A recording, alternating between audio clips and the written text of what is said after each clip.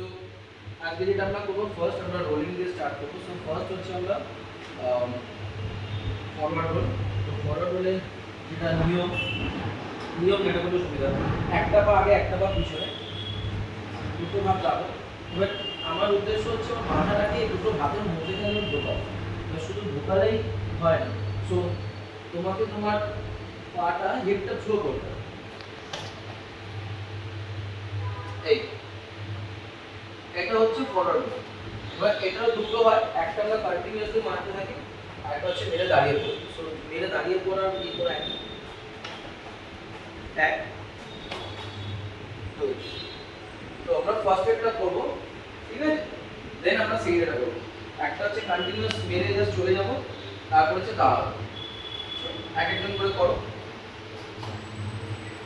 পরে যাবে সাইড থেকে আসবে, তারপর আবার করো সাইড থেকে আসবে। আগে হ্যাঁ অ্যাটলিস্ট তিনটে মারবে। হ্যাঁ